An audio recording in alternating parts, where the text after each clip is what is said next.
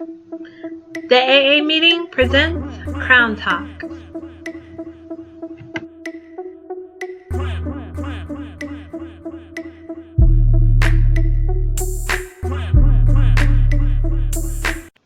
Hi, my name is Rebecca, aka Crown Riri, and this is CrownTalk. And I have here the wonderful Miss MJ Baker. Hi. Hello. How are you today? I'm doing good. I'm doing really well. Okay. How was your morning? Was it good? It was good. Yeah. Got up like 8 o'clock and bummed around a little bit and then cleaned up a little bit. Oh. Yeah. I woke up at 3 and I was like, I'm hungry, but I don't feel like getting up. But then my hunger was more like, you need to get up. So I've been up since 3. But oh my goodness. yeah, I think I took a nap because I woke up, it was like 7. And everybody knows I have animals and they don't let me sleep past 7:45. So I've been up. Okay. So Miss MJ Baker, Mm-hmm. I have to say Miss because I just love saying that. You reached out to me and said I need my crown recognized, and I was like, yes, I love it because, which is so funny because I was looking at a video and it said that there's no greater agony than bearing an untold story inside of you, and I feel like we all have like our crown stories that we have to either get out there some way somehow. And tell. That's what the platform is for. So thank you for reaching out to me. I appreciate it. Yeah, well, I definitely love the concept of your podcast and what you do and the things that you talk about. And I was like, well, I would like to. And I'm not the person, I guess, I'm not the type of person I always think that, I guess we were raised that, if you want, don't, what do you call it? Brag on yourself. Don't brag on yourself. Yeah. Just kind of let people come to you. That's not humility or whatever. But then it's like one day I was like, you know what? I want to talk to some people and I want to be on somebody else's podcast because I'm always interviewing people. So, because I do a podcast with Damian Lamar and Bill Francois called Taste Test Live. And so I'm always interviewing people, asking people about their lives. And I was like, maybe I should reach out to some podcasts because I'm an artist and I do stuff. So, I love it. Be my own PR. Yes. That's what Crown Talk and like when I say like crown recognized or hey, we all crowned, and sometimes you'll be like, excuse me. Right. My crown is here. So I get it. So thank you for reaching out to me. Okay. So if you don't know, I have my paper here. MJ Baker is an independent singer, songwriter living in Jacksonville, Florida, who possesses a timely elegance that mesmerizes her audience. Whether performing solo or with her band, she amplifies everything that superstars are made of. And I read your biography, and I love when you, at the bottom of it says, to motivate people who fear the unknown to pursue the midst of their fears, to trust that the Creator would have not given such an amazing gift and talent if he didn't want us to use them. As we discover the weird, the awkward, the mysterious within, that we would accept it, cultivate it, and share it with the world. I love that. Yes. Because I feel like I'm like, before Issa Rae would say that she was awkward, I always felt like I was like awkward. Yeah. And always like stood out to where I can never fit in. Because it's like it's uncomfortable to fit in. Right. So that really, thank you. What made you have that concept as far as like with your music? I think it just kind of fell into that. I think, as I started growing as an individual, like personally, and then as I started realizing, like you said, okay, awkward, not fitting in. Yeah. And what I realized is that we are all individuals and we're not supposed to fit in. Right. We're not supposed to, be clones of each other. And so that is what makes us all unique. Right. And, we're supposed to be okay with this person not looking like me or walking or talking like me. But I feel like sometimes, I feel like definitely the constraints of the world, meaning, everybody wanting to do this sameness Which is really weird, because you would think you would not want to be the same. Right, but we've been programmed this way. Yeah. You know, it's been a dream that we all have been sold, and I think some people choose to buy the dream and some people choose not to. Right. But the majority choose to buy into it because we don't know anything better. Very true. And like you said, everything is so hyped up too. It's like, if you're not doing this, then you that's when you look awkward or weird. Right. And so it's like, when I wrote this statement, I wasn't completely accepting of myself.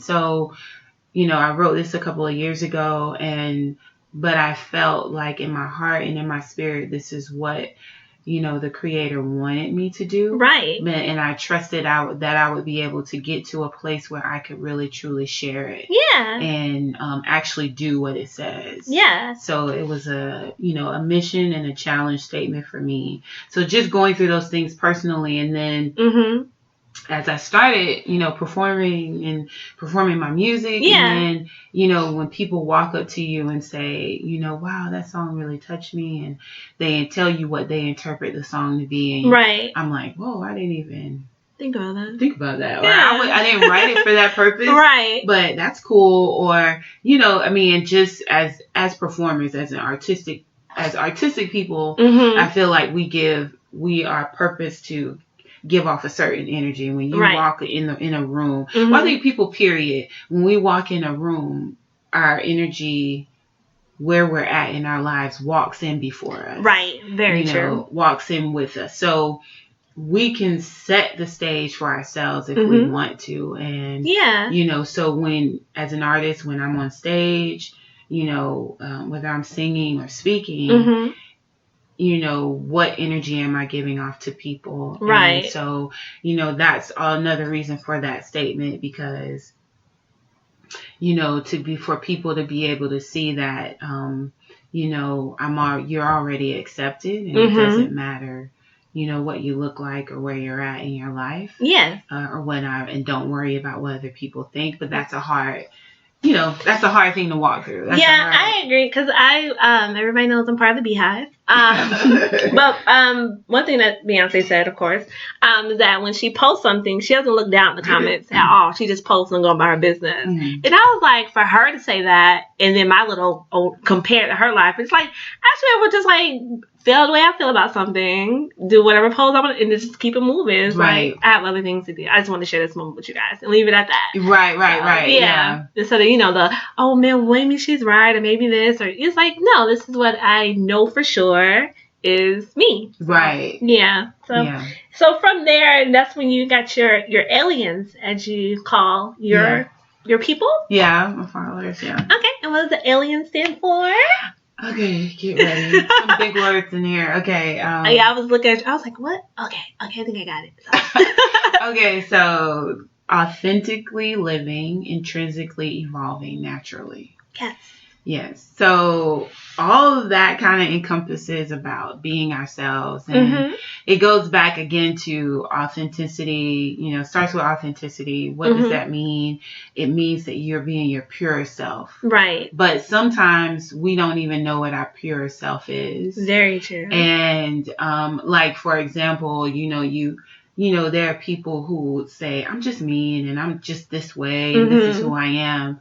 But really, that is not who you are. Right. The result of your attitude or you being a certain type of way is because maybe you got hurt at some point, disappointed at some point, and then we use that characteristic we embrace that characteristic as a defense mechanism. Yeah. You talking to me. It's like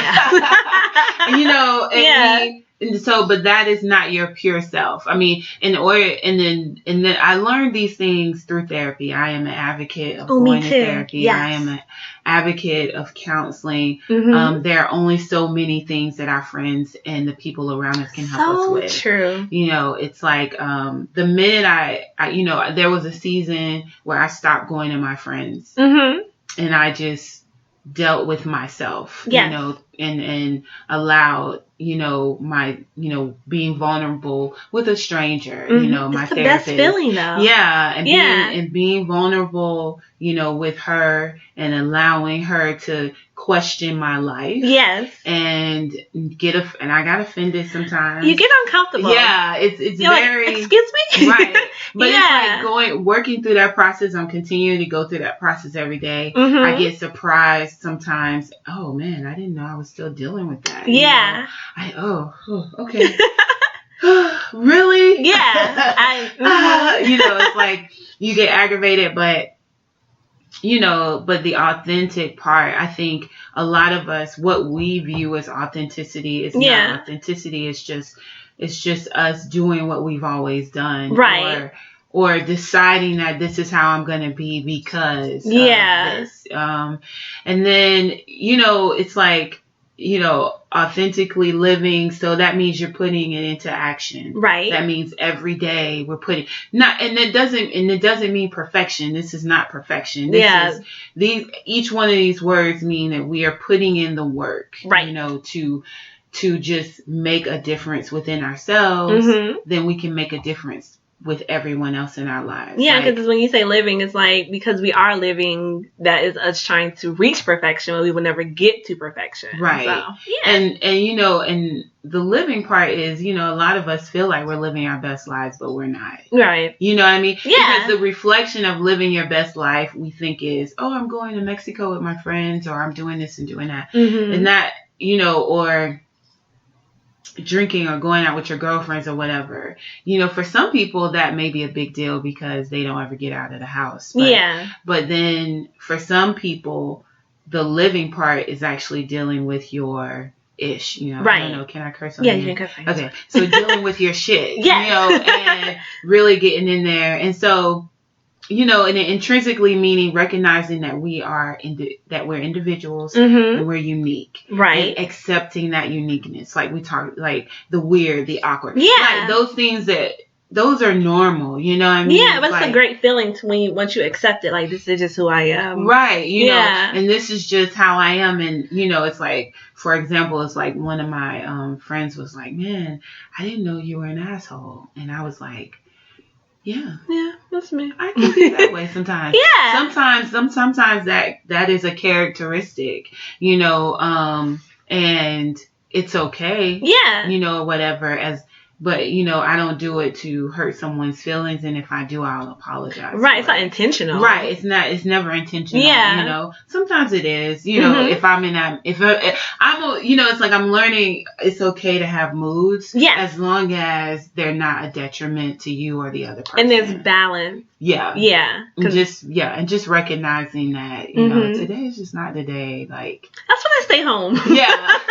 Like, I'll stay home because I don't want to risk other people's lives. Right. I just sit here on my couch and just Netflix. And right. Yeah. For their safety. Yeah. So. And then, E.N.N evolving naturally. So I feel like once being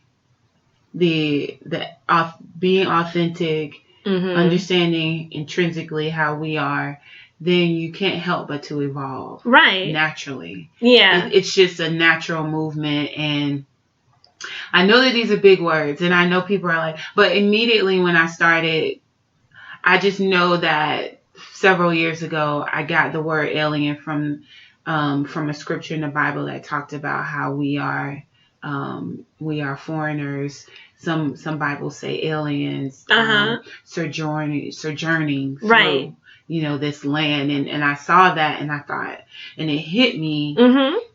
Because I was like, you know what? And then the scripture that says we are in this world, but not of this world. Right. And so that hit me too. And I said, wow, that's an alien. Yeah. That's, something that is here, but mm-hmm. we're not of this world. Right. Which means that, we have some things to walk out here, mm-hmm. but it doesn't mean that we have to submit to what society says as far as us being the same or, right. Doing the same things. You have girls killing themselves, in order to look a certain way, in order to be a certain way. Mm-hmm. And also you have the same with men, they too are wearing toupees. Well, whatever they're doing with their hair. But yeah. Yeah,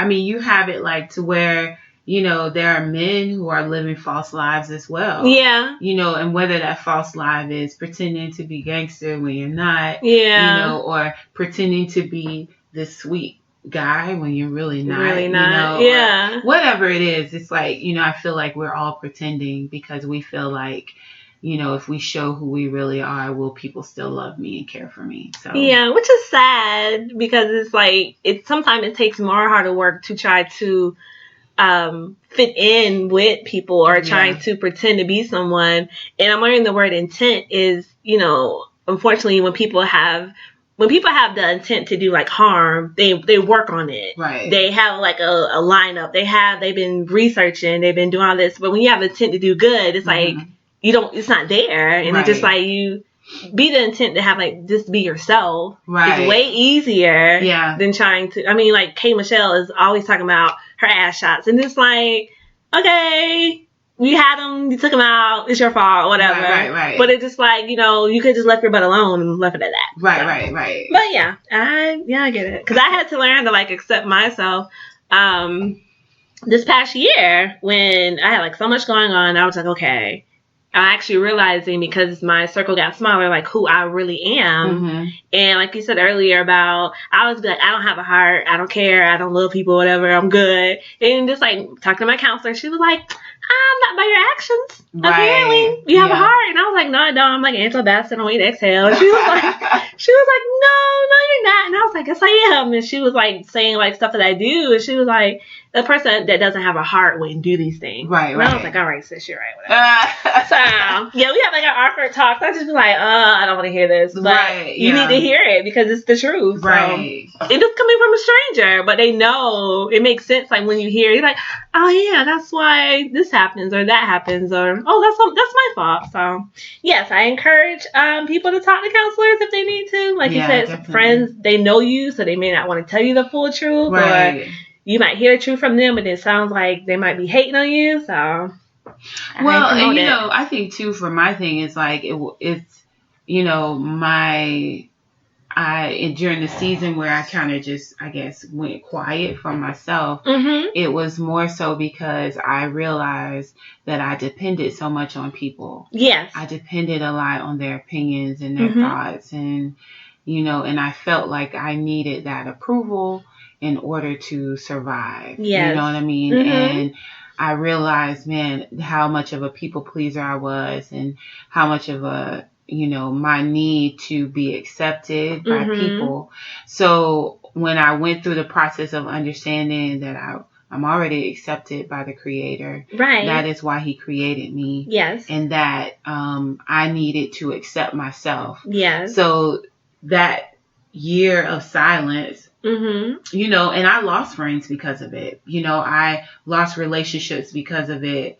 And I was happier for it because it made me see, okay, well, you know, this wasn't for me. You know, and this was a time for us to be let go. But then there were girlfriends who were like, listen, I don't know what's going on, but just know that I am here. Right. You know. That's something but what you need sometimes, just I'm here. Right. And just to and in doing that, it taught me how to be more understanding towards people. Yes. And more gracious towards them. In a more balanced way. And not grace, because grace isn't allowing people to run over you. Right. Grace is just saying, okay, I get where you're at right now. You got one more time.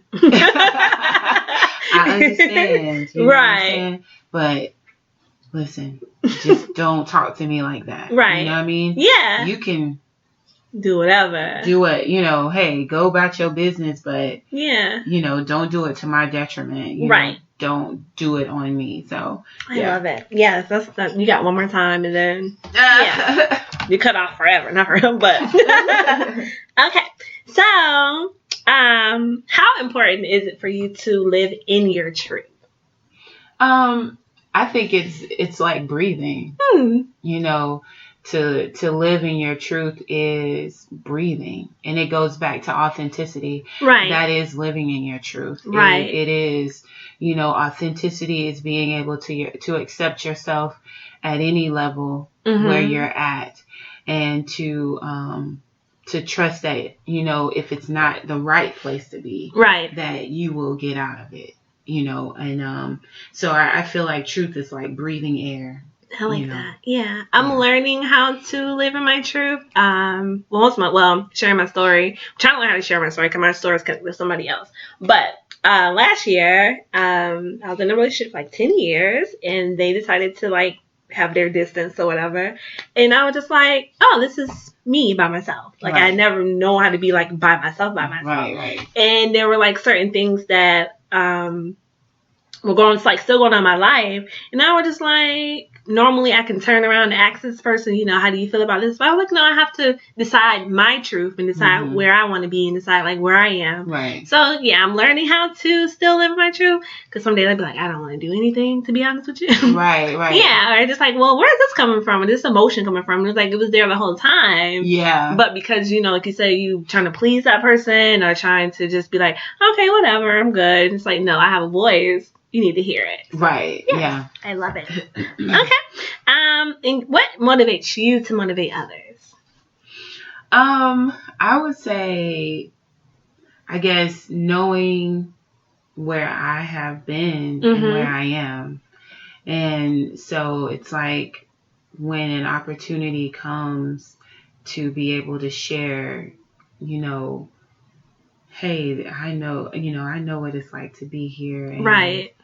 You know, listen, sis, listen, brother, you don't want to sit in this for too long. Right. Or, you know, whatever. I mean, I feel like when the universe opens up an opportunity, when God presents something to you to share to people, you know, because for so long I had been ashamed of, you know, the things that I would go through, or because I had the illusion that I had to be perfect, you know, and that I had to be a certain way. And if I wasn't that way, then people would not respect me or understand me or love me. So to be able to say to somebody, hey, I've been here and, you know, I know it is. Yeah, I fell for it too. Or, you know, whatever the case may be. Or I know what it's like to be in a relationship with someone and you're thinking that you guys are going to live a certain way, or you know, I'm thinking this person is really my friend, or I'm thinking this, you know,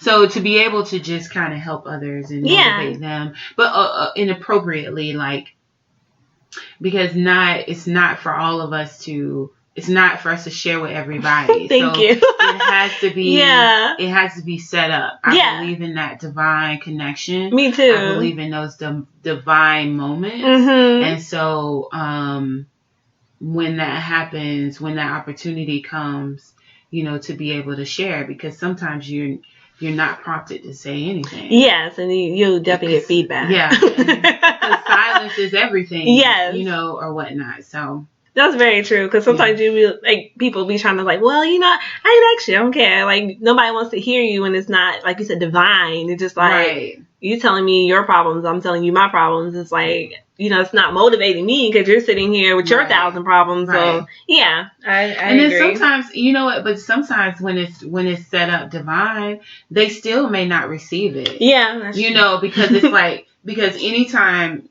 we're sharing our story or a piece of something, it's always a seed. Yeah, it is always a seed, because, you know, I have friends who, you know, like, for example, I have one of my close girlfriends, you know, who is, you know, she, you know, my girlfriends would be like, why don't you ever like the dudes that I'm dating or whatever? And I'm like, bitch, because I don't think they're good enough. Right. You know what I mean? Be honest. So, you know, but I'm gonna kiki with them, but I'm just gonna be like, keep moving. Yeah. Keep it moving. But, you know, but they don't want to hear that. Right. Until they come ask you. Right. Yeah. They don't want to hear that at that moment. And then sometimes I will just say, you can do better, dog. Yeah. You know, and even at that time, like, I remember a girlfriend of mine, you know, she got really upset because I shared my thoughts. Yeah. And I just said,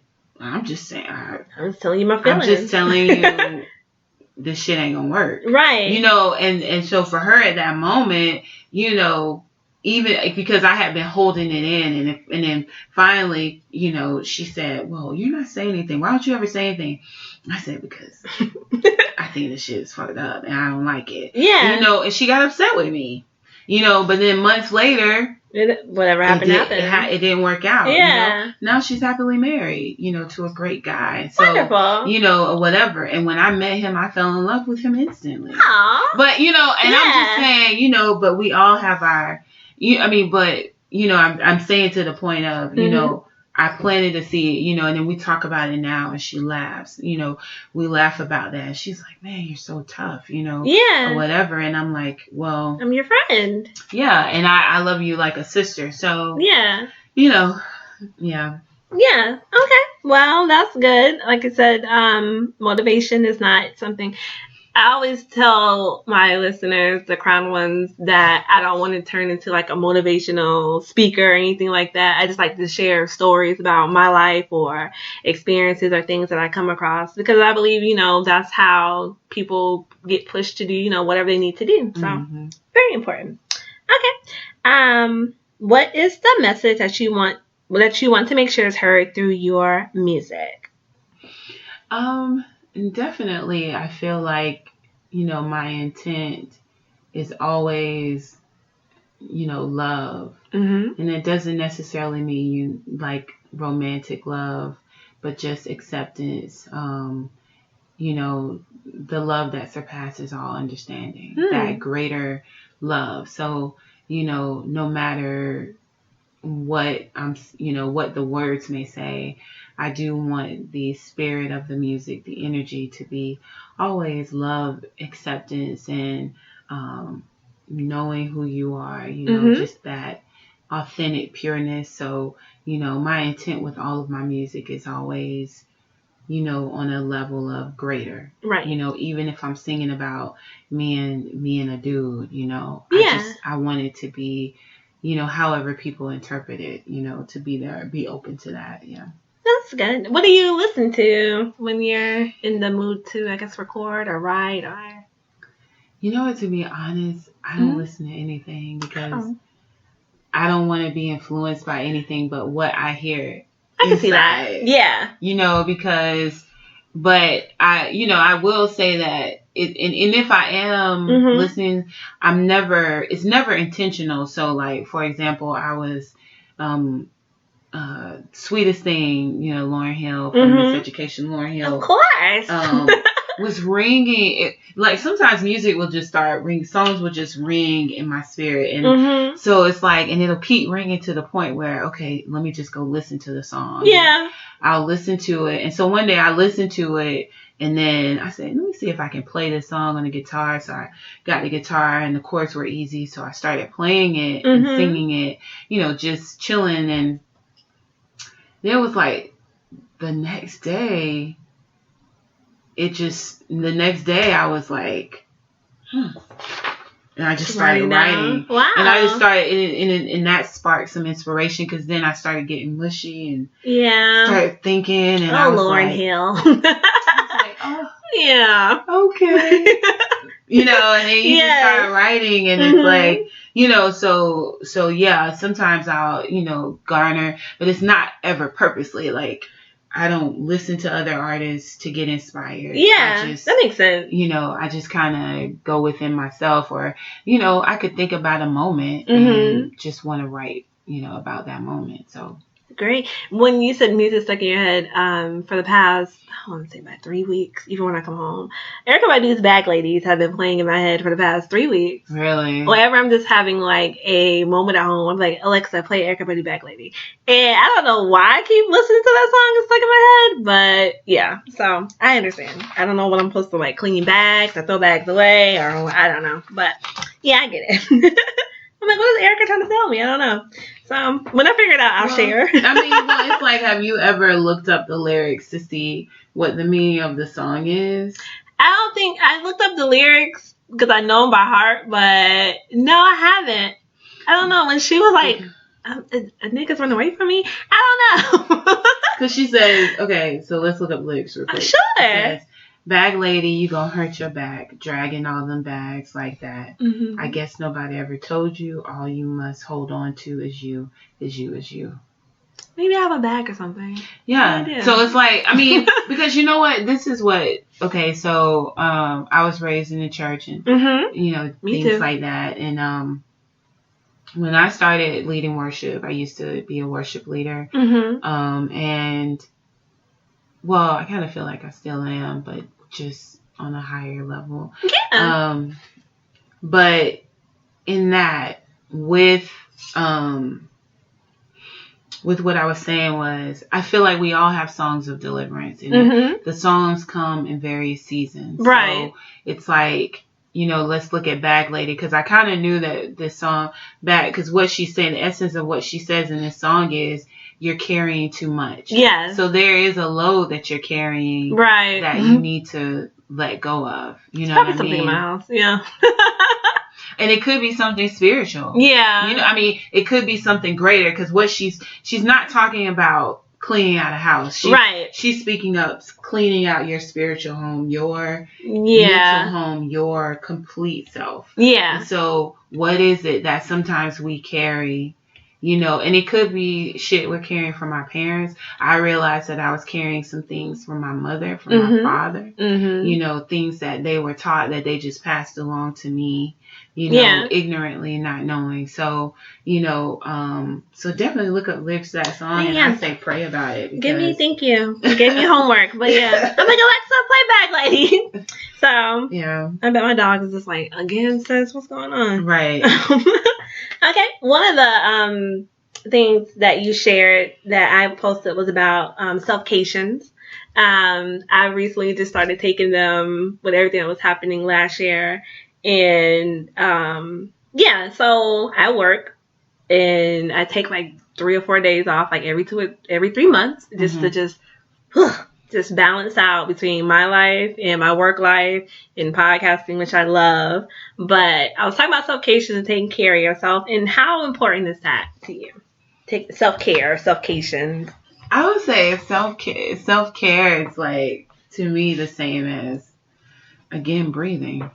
It's another, you know, it's like, so it's just scripture in the Bible, it's Matthew something, where, where's it, John? But the scripture is where Christ is saying, talking about the second greatest commandment is love thy neighbor as thyself. Very true. Matthew 22. Matthew 22 verse was 36 through 40. Okay. But it talks about, it says, you know, so when that came, so it's like when the Holy Spirit revealed that to me, you know, because I'm a believer in Christ. Me too. I believe in Father, Son, Holy Spirit. And so when that scripture came to me when I first started walking out my journey, because you know, I've been walking out a journey of celibacy. Congratulations. Yes. Thank you. I'll tell you what I have, but go ahead. And when I decided to walk out that journey of celibacy, I, you know, had to, you know, do some self-evaluation, you know, whatever, because it's not just about being celibate from sex, but it's about also going within yourself and being able to, again, accept yourself. Yes. And so the scripture came to me, and I was like looking for it, and then it was like, really, it was the revelation that came to me was, how can I love somebody truly if I cannot love myself truly? And you know, and that's where the self-care came in, because, you know, I heard a lot of people talk about it, and I'm self-caring today, you know, I'm taking a bubble bath today, I'm doing this and doing that, whatever. And so, and that was cool, but it goes deeper than the bath, because the intent of it is accepting and loving yourself on a deeper level. And so for me, self-care, like I said, is like breathing, because if I can't look at myself in the mirror daily and say, hey girl, you're cute. Hey girl, you look good. And and for the I don't think there had ever been a day in my life up until last year that I could do that. I feel you. Yeah. That I could look at myself and look beyond, facial features. Yes. And, or even look at myself naked. Mm-hmm. And be able to love, my stomach, mm-hmm. even if it's not flat. Yeah. Love my thighs, even though they rub together. Which is no problem. I get it. Yeah. Still, and even sometimes I still have to, paint a, even sometimes I'll look at myself and say, it's okay. Yeah. Mm-hmm. The roles are okay. And this is okay. This is where you're at right now. And girl, you look fucking great. Yes. And just keep going. Today. Right. And yes. just as so even speaking it over myself, speaking life to myself, speaking life to my body. Yes. Speaking life to, all the situations. So self-care for me is very important. Even, and like you said, taking a day off and just kind of like, which being able to kind of do whatever I want to do. Yes. And just build myself up and not worry about other people or be concerned or whatever. Yes. And, I did, the video I did last week. Which I loved. Did you really like it? I did. I was very surprised. I was like, a lot of people were hitting me up like, thank you for sharing. Because people go through things and it's like, I get it. I understand. Yeah. Yes. And so that was, the acceptance of, realizing your place in people's life was a form of self-care. Yeah. Because to be able to say, oh, that hurt my feelings, but let me go through these feelings. And then accept that you don't value me as much as I thought you did. I love the word value. I'm learning, like, being reteached about the word value. Right. Yeah. And what I'm learning is this is why it's so important for us to really tap into our personal spirit. Yes. So that we can discern. Because we look at people's actions and we think, oh, what you're showing me is what it is. When it really is that person playing a role that they think they should play. Yes. When they feel like, but instead of just being their authentic selves and saying, because I'd rather you say, I care for you. I'd rather you say, I like you a lot versus I love you. Right. Well, we have to be best friends. Yes. Because don't fuck with me. Right. And when I say that, meaning I'm talking about friend, I'm talking about, associate, whatever. Like, it's just, I would rather you just say, girl, I care very deeply for you in my heart, whatever, versus you, just saying what everybody else says. I love you so much. Right. Like that's like I hate when perfect strangers, especially guys, when they say love. Thank you, love. Yeah, I hate it. But you don't know me like that. Yes. You don't know me like that. Don't use that word. Right. So like don't do that. Don't do that. Or whatever. So yeah.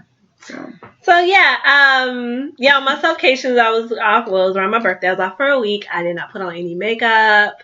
Which I love beating my face, but I was like, no makeup, sweatpants and crop tops, because I love a good crop top, and I would just like walk around the house like, this is me, this is myself, and I'm learning how to take me and take it with me when I walk out the door, right? Because like I said, you have to balance out whatever life you're doing, because when you go outside the door, you are going to hear the opinions of people. You are going to have to, if you're working, not working, like not please other people, but make sure that they're satisfied per se.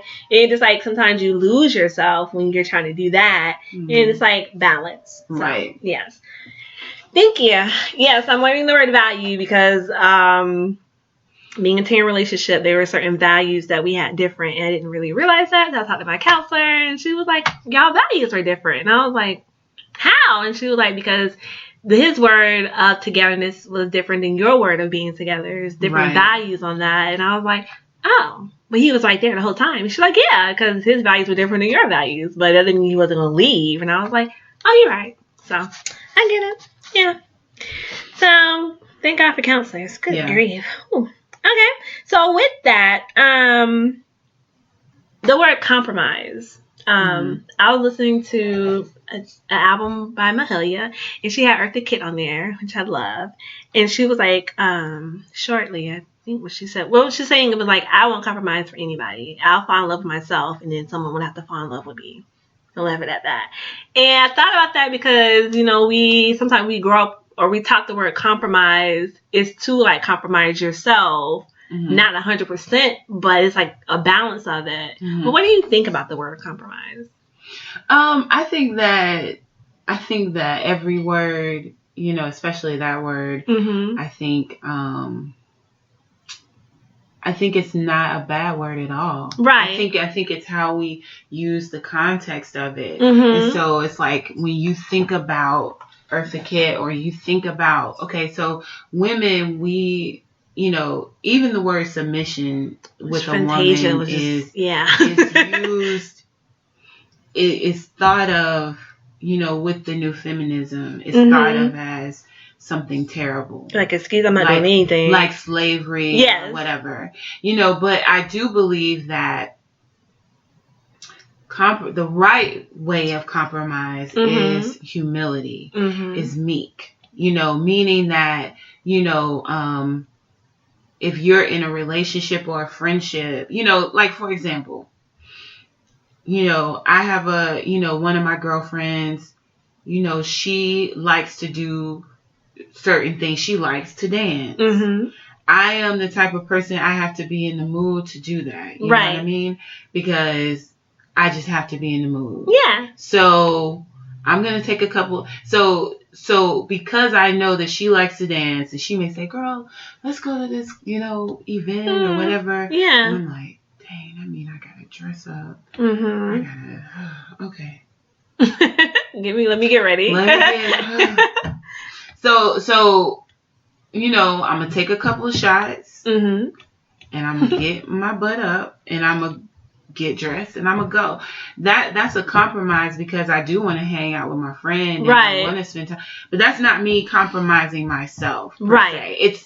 It's me just making a sacrifice for a friend, and so I don't view compromise as a bad thing. I think it's like with anything, you're gonna either use it for good or evil. Yes. And so we have to weigh, are we compromising ourselves? Like, am I compromising who I am in order to be with somebody? And then that's when it's perverted. Right. Yeah, pretty much.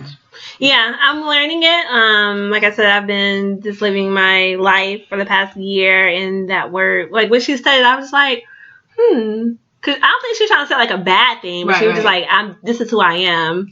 I love myself, so whoever you know fall in love with me is gonna love me for me, and this is what they're gonna get. Right. But I think she had a couple of relationships. Right. So I'm sure she compromised somewhere in there. Right. Yeah. But yeah, I was like, that's a word, because I'm, like I said, with me just knowing what I want now, because I was 26 and I was I believed in unicorns at that time. You can tell me anything. I was like, all right, okay, we're together, we're not together. And then, 10 years later, I'm like, oh no, I can't believe that was her when I was 26. But anyway, but I say it to say that I'm learning that this is what I want with the show. This is what I don't want. This is what I'm not going to do. This is what I may do. Right. Yeah, I'm learning how to do like a whole outline of like, I like being by myself. I like spending time with myself. So whoever I'm with, that person has to understand, I'm be in my room today. You want to stop by, it's fine. Do your thing. I'm staying home today. So yeah, I'm learning the word compromise. Okay. So, which is a question I love to ask. When did you have your crown moment? So I feel like last year, I feel like I had my crown moment, was when I really started walking into my authentic self, when I really discovered who I really was, began that process. Mm-hmm. And, you know, it happened very organically, very naturally. Mm-hmm. Again, I started evolving naturally. Right. And then I woke up one day and realized I wasn't happy with the current state of my life.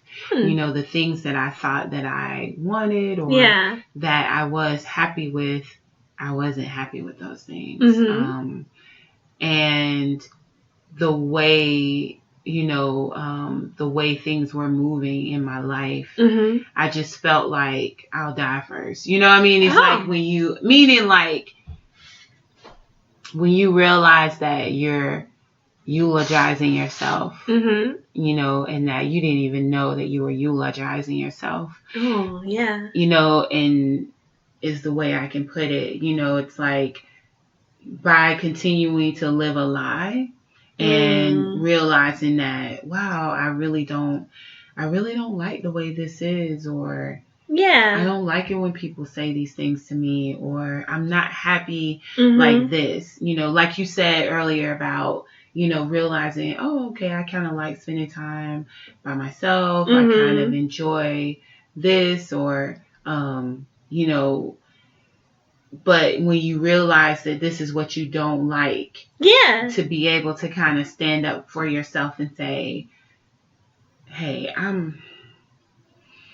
know I've been rocking like this for so many years. And saying that, you know, this is how it is. I really don't like this shit. Yeah.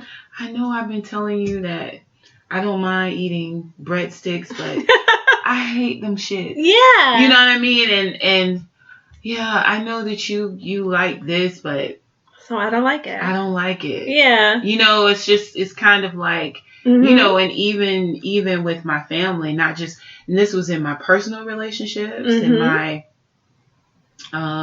you know, also with my family, you know, professionally, just being able to, you know, like say to my mom, you know, who is always very opinionated, you know, feels like, talk about my mom, you know, she can say whatever. But what I've realized is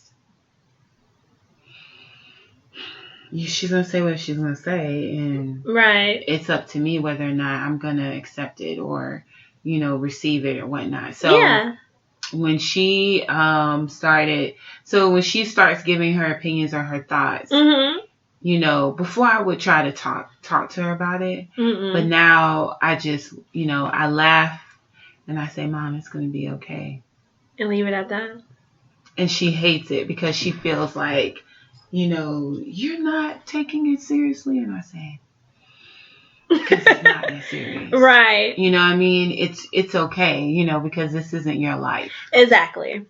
This isn't your life. And I'm going to walk away. Yeah. Right now. Yeah. No disrespect. I love it. Right. No disrespect. And so, I mean, literally, I say that to her and then I walk off. Yeah. And so, you know, and so not saying that she has changed her ways, you know, but. You change how you react to it. Correct. Though. Yeah. Because I can't change her. Right. My mother's 84 years old. Oh, yeah. I can't change. I can't. But what I can do is just, you know, just show her every time what she's going to get from it, which is silence or, you know, or no, we're not going to talk about this today. Yes. I love saying that. Not today. Yeah. We're not going to discuss it today. That's not on my agenda. You don't have any rights, you know. Yeah. And, you know, and I'll tell her you don't have any rights in my life. It's not like a crown moment. Right, yeah. Not today. you don't have the rights. I love it. And, you know, and even in, like I said, celibacy, you know, that was a crown moment for me because I realized, you know, even though I was a virgin up until I was 36, you know, I fell in love and, you know, this guy was my first or whatnot. But even in that, just being able to, I realized that I was not emotionally ready for sex. And that, can you say that one more time? Because I feel feel like we know each other for a very, very long time. But go ahead. Yeah. Sorry. I realized that I was not emotionally ready, and that, sex is not just, we're taught that it is physical. Yes. But we are not taught that it is spiritual, and that it is emotional, and that it is more than just fucking. Yes. And and not that I'm saying this is what that relationship was, because I feel like we both were very, we very much loved each other, cared about each other's well-beings, but I was not ready for certain aspects. I wasn't ready for, when you want it and the person doesn't want it. I wasn't, because then that takes a toll on your psyche. Yes. It takes a toll because you're feeling like, well, am I not attractive? Yeah. Does he not love me anymore? Yeah, I'm going to be like, this not good. Let me watch some more pornos and get some more pointers and, yeah. When you're, listening and then getting fucked up by listening to my girlfriends who have been having sex since they were, teenagers. Yeah. And listening to their tales and, the position and girl, when me and my man this way and da. That might not be for you. Yeah. And so then I'm in bed trying shit. It's like, yeah. And so what I realized through my getting to who I am, as a person, I said, oh shit, bitch, you ain't ready. That's a crowd moment to tell yourself that. Yeah, and just to be like, maybe you need to reevaluate yourself. And, because then I realized that, then I had to go back and apologize to myself for putting myself in a certain place. Right. Meaning not, because I initiated it. Right. You know what I mean? I was the one thinking that I was ready. Right. And I thought, because I thought that this would make me an adult. Do you see what I'm saying? Yeah. I thought it would make me more, and I felt like, oh, we've been together this we should be doing here, we should be this and we should be that, whatever, and not really realizing that maybe taking your time with things and really knowing, because it's like, so many people say, okay, you talk about not knowing the person long enough, right? But nobody ever talks about, do you even know yourself? Right. Very true. I didn't know myself. So it's like, so now I'm giving my physical body to someone and I don't even know what to do with it. Yeah. I don't know how to do. And I am going nuts in my mind because, because I'm thinking, okay, am I moving the right way? Am I, you know what I'm saying? Yeah, because you think about yourself and you're trying to think about him, and it's like, I'm trying to please you, but I'm trying to make sure this is right, or what do you want me to do, or right. And then and think about them, and in those years that we were doing this, thinking about the fact that I could not look at myself in the mirror, and that's what counts.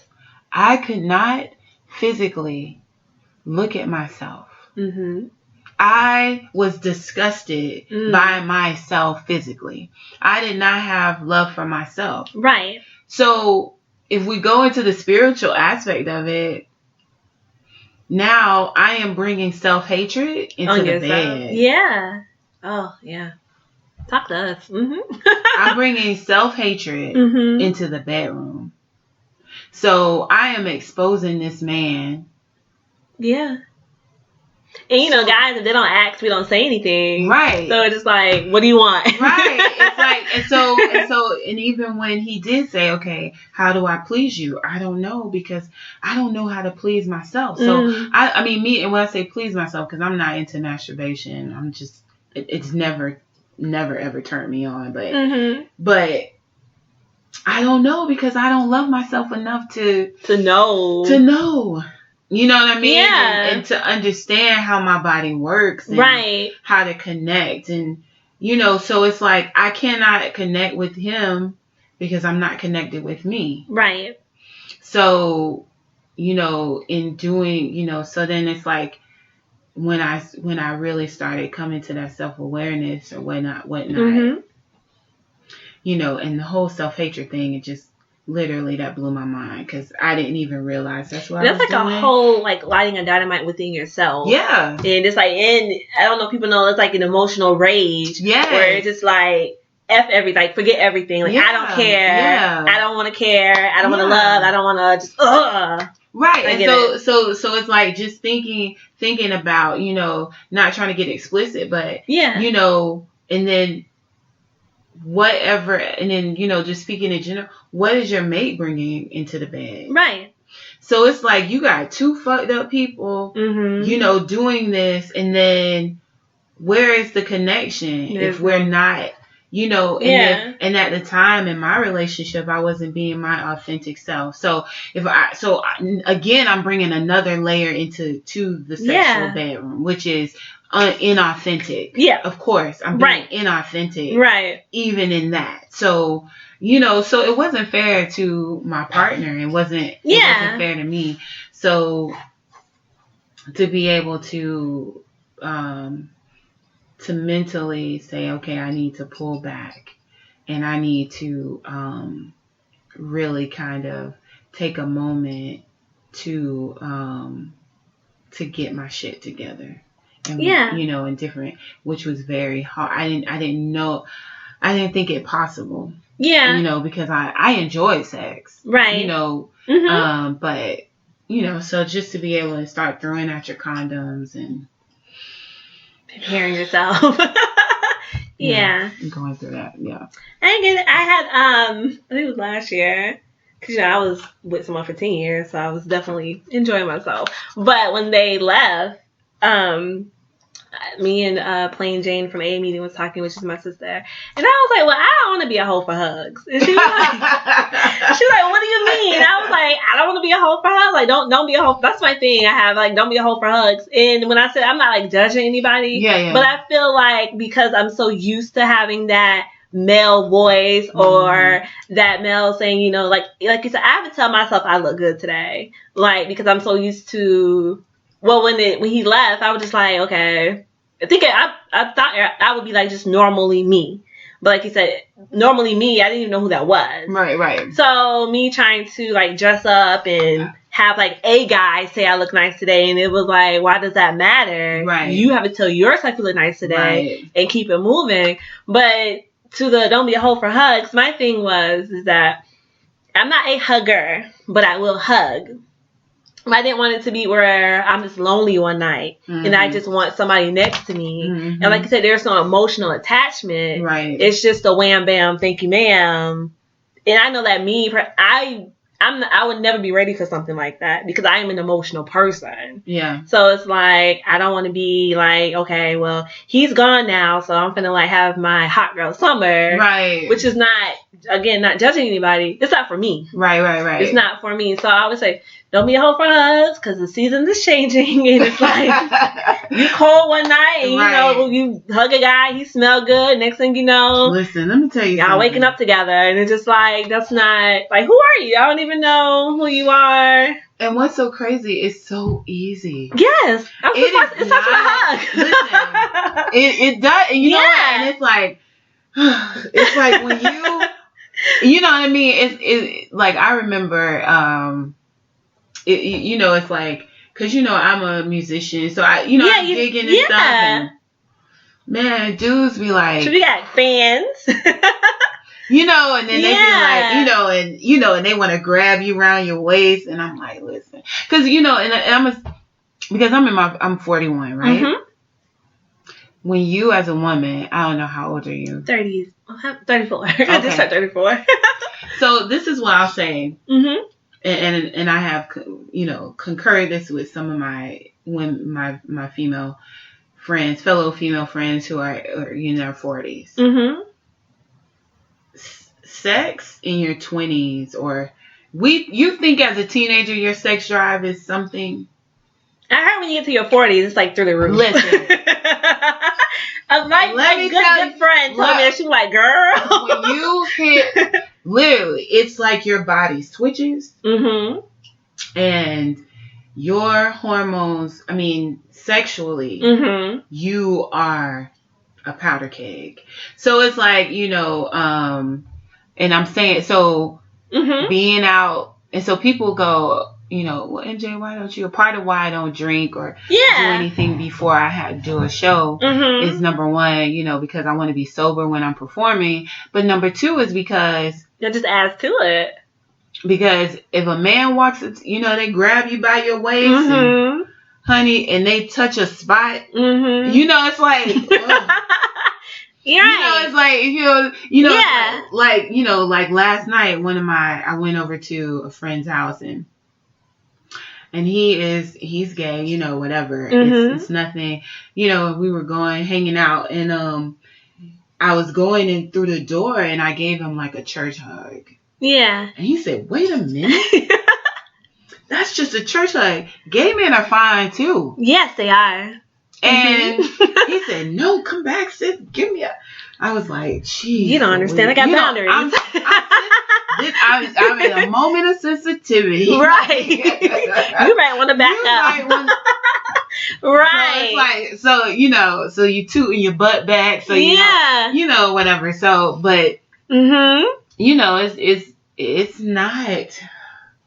Yeah, that's why I came out with but that's like really talking to myself. Yeah. It's like, sis, don't be a fuck. Like, I know that I'm not ready for a relationship right now. I know that, like you said, I'm learning myself. Mm-hmm. So, you know, like, yes, I have male friends and I can probably like call and be like, you know, what's good tonight or whatever, which to me it sounds awkward because that's not me, especially being on for 10 years. Right. So it's like, even like me thinking of like doing like that action, it's like, girl, that's not you. Like, So yeah, my whole thing is, to me, again, never judging anybody for whatever they want to do. When I had a hot girl summer and I didn't have to touch any penis at all. And I was good. I was good. So this right here is my hot girl summer.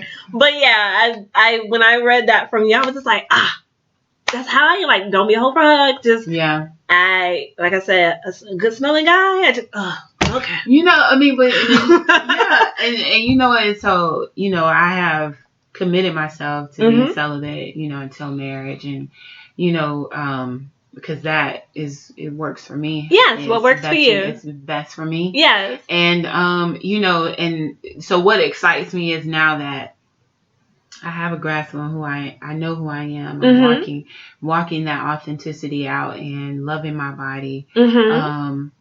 You know, so I'm excited for the wedding night because now I value my body more. Right. So I definitely feel like it's going to be a great experience. Yes. A better experience. And I'm excited to be able to give who I am to my husband, to the man I'm going to marry, because it'll be a better experience for him. And for you to be like a reset. Yeah, it's a reset, and it'll be exciting for, you know, for the both of us. Right. You know, because then I'll be confident and I'll know and I'll understand, and I just don't, and you know, and this is another subject for me, but I feel like, you know, as women, when we were little girls, we were taught to demonize our bodies, that our bodies were weapons and not precious temples, not precious, you know, this is why, you know, you should wait, because, you know, giving yourself to someone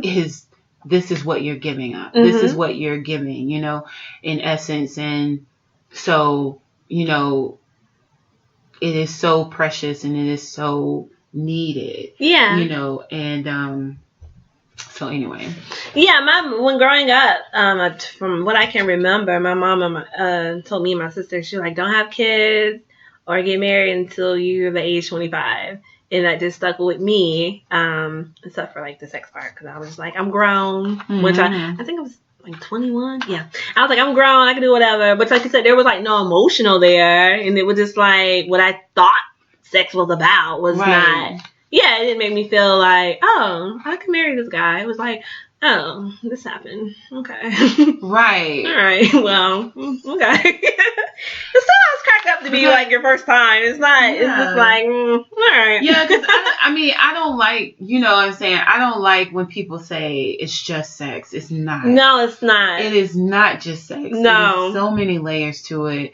There's so much that goes along with it. And, you know, and that's why sometimes, you know, that's why you have teenage girls going nuts.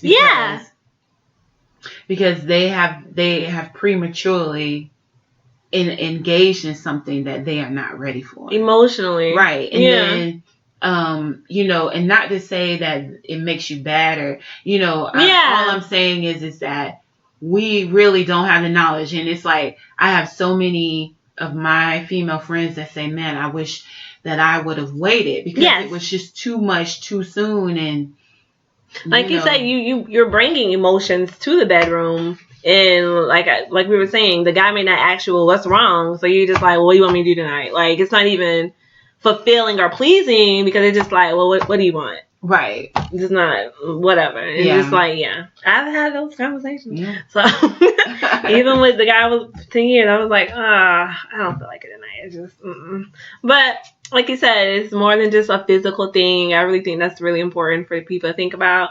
Again, there's no judgment here. Right. But we're just saying from two queens that, just think about it.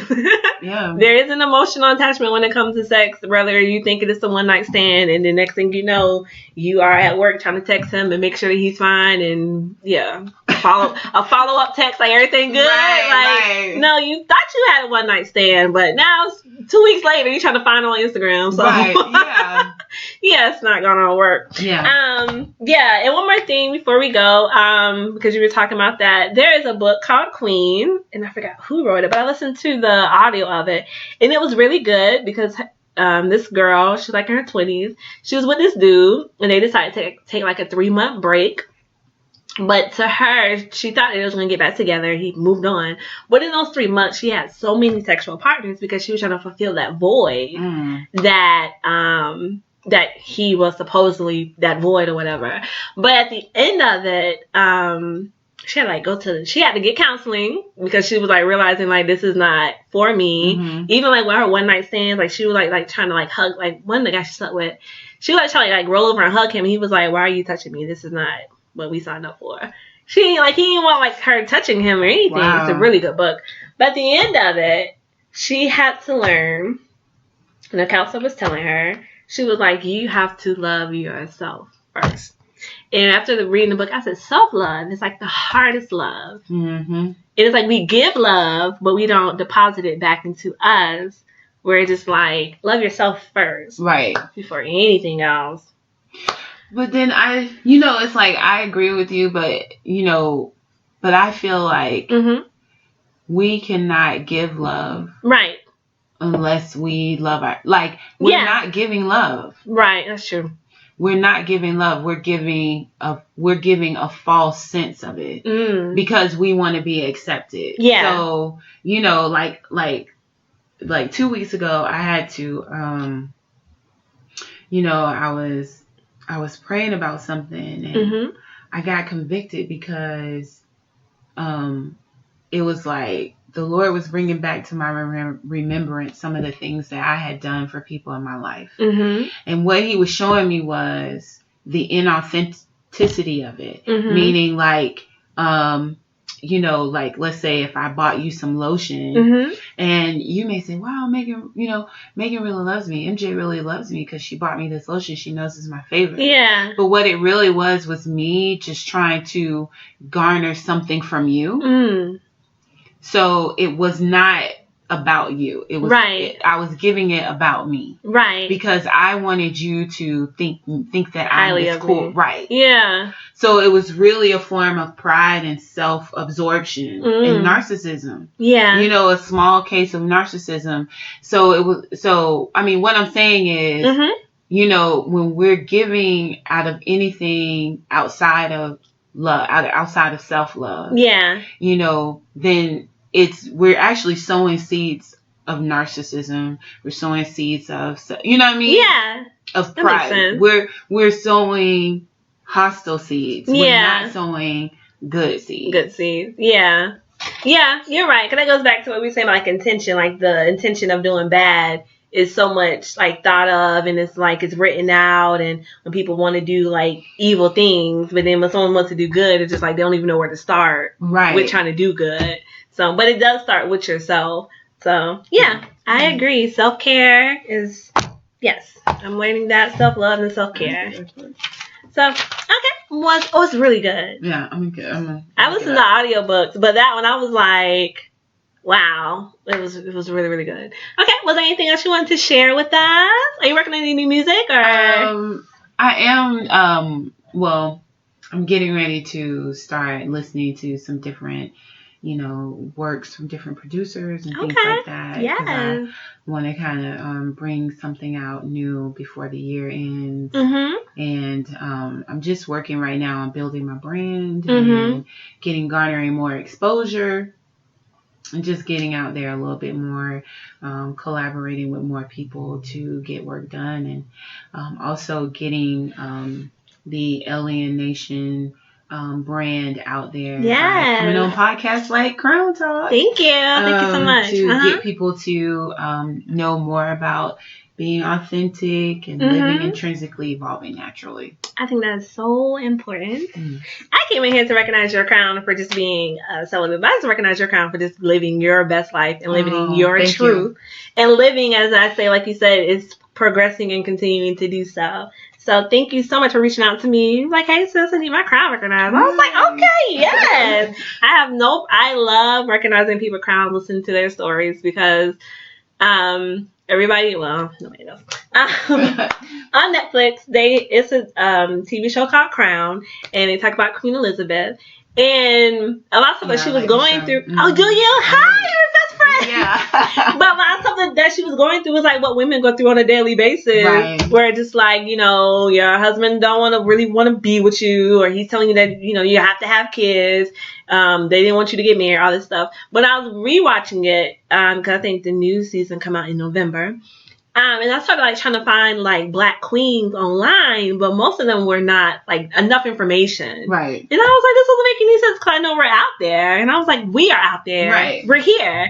So, like I said, starting off, where Maya Angelou said, there's no greater agony than bearing an untold story inside of you. And I believe that when we tell our stories, we recognize each other's crown. Yes. So, thank you again for coming. I appreciate it. Thank you for having me. So this has been Crown Riri and Miss MJ Baker on Crown Talk. And as always, do not forget your crown.